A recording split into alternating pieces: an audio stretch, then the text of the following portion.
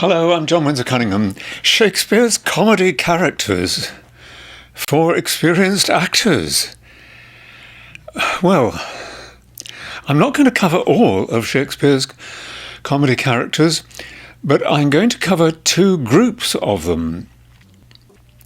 Many of these characters, whether it's Lance or Bottom or Malvolio or Sir Andrew Aguecheek or Silvius or Phoebe, or dozens of others who are a bit like them, and this may seem a simple thing to say, but I'm being serious. These characters are, well, they're stupid. They're real. They're real people who are insanely stupid. Most of them are in love with somebody who can't possibly give them the love that they're looking for back, because the person they're in love with is dressed up to look like the opposite sex, but they're not.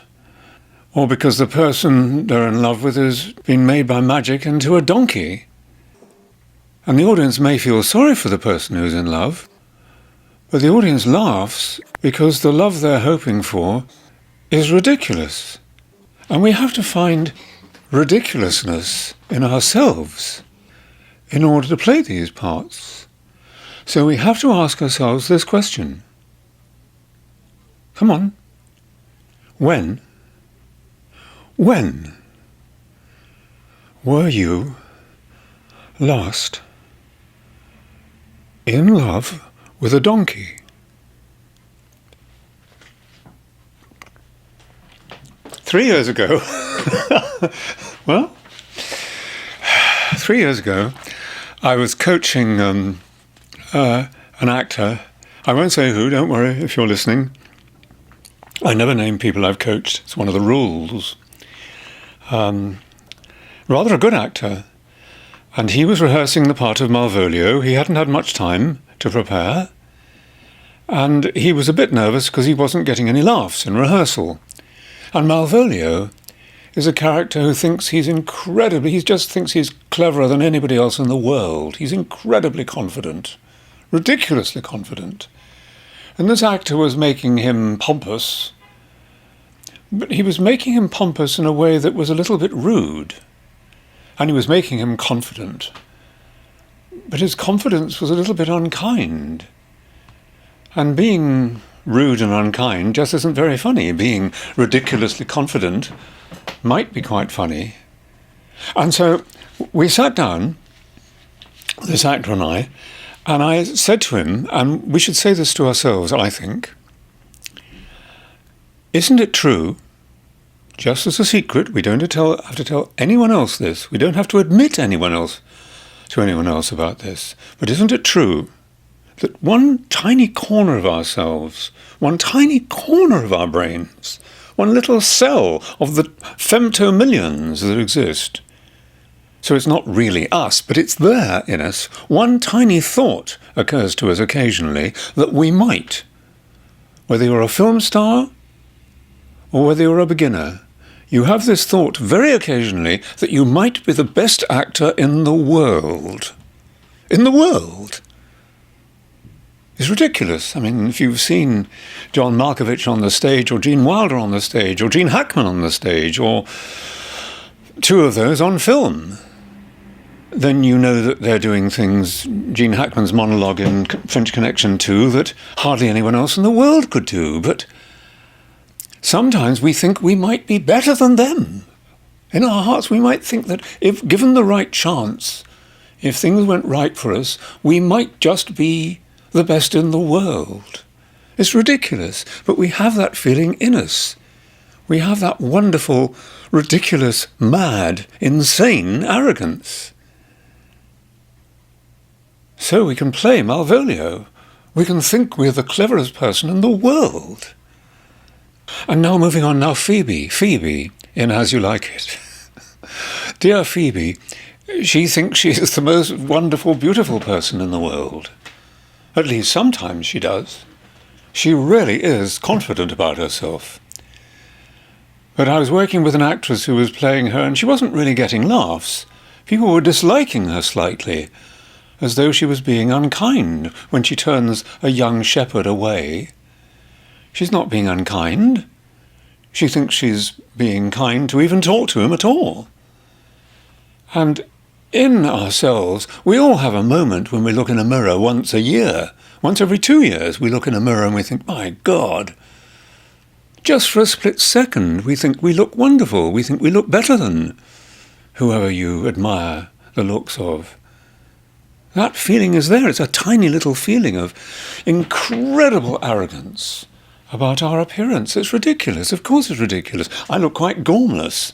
I look like an idiot at some of my angles. But at some of my angles, I think I don't. It's ridiculous. Why should I be thinking these things? We all think these things. Find the ridiculous arrogance about your appearance. Don't tell anyone about it. They'll think it's acting that you're doing when you're being so superior about the way you look when you're playing Phoebe. And dear Sylvius, who is in love with her, Sylvius, oh yes, Sylvius, he's mad about her. When she says she wants him to go away, he doesn't feel she's being unkind. He doesn't feel unhappy about being sad and lonely. He feels happy that she's talking to him at all. He's happy. And I reminded an actor I was working with that when I moved here 15 years ago to America, I was new to America, so forgive me this story. It isn't meant to sound rude about Americans because I'm stupid, but it was a new thing to me, America. And when I moved here, on my first day, I learned about an actor here. Oh God, I'm sorry to laugh, but he was having a party to celebrate the fact that he had an audition. And I thought this was ridiculous. I thought it was just stupid. I mean, he didn't have a job. He hadn't had the audition yet. He was having a party to celebrate the fact that he had an audition. And I thought this was madness. But looking back on it, you know, although I laugh, this wonderful guy, whoever he was, I mean, think about it. He was seeing something good in everything. He was seeing something good in the fact that he just had an audition which might not work out. Sylvius, when he asks this woman if she'll love him, and she says no, he thinks, oh, how lovely that she talked to him. He's completely happy with everything. And there's a tiny corner of all of us that understands that guy throwing that party for an audition. We do. We wouldn't throw in a party for an audition. Oh, of course we wouldn't. But in a way, we'd like to. In a way, we know the celebration when we get an audition. We try not to get excited. We try not to. We want to keep concentrated on the work for the audition, but we know we get excited for a moment. And we haven't got the bloody job yet. It's nonsense. And if you know that excitement for just being happy about anything, Sylvius, when Phoebe tells him that she doesn't love him, he's happy to look at the grass that she's standing on. Look at the grass. He loves it. He loves the grass. He loves the sound of her voice. Everything is wonderful. Everything is wonderful. Find that corner of yourself and you can play Sylvius. Now, I said there were two groups I was going to work on. I'm just going to check that this is still filming because I'm worried the battery's not running still. Because this is so nice to talk to you about this. Yes, I think it is still running. Okay, so, yes, now, look, yes, the second group. Now, this is cheating a little bit, and some of you will be annoyed because you're expecting some new characters in Shakespeare who are funny in a different way. Well, it is a new group, and it's just that I love comedy. Do I love it more than drama? Slightly. Really good drama, yes, that's exciting. But really good comedy, I think I may love it more. And when you're playing Macbeth, when you're playing Lady Macbeth, and you first get the letter from Macbeth, suggesting that he might become king, in a way. Maybe for a moment she thinks it's ridiculous. When Romeo first sees Juliet, and he's just been talking about how inadequate he feels as a man, maybe he feels a bit ridiculous. Maybe lots of characters, which we normally think of as being completely serious, have moments. Maybe, I don't think Hamlet laughs when he's saying to be or not to be, but I wouldn't deny the act of the right. If you're thinking about suicide, to think, if you can laugh and think, no, I wouldn't do it. My point is that there is comedy everywhere.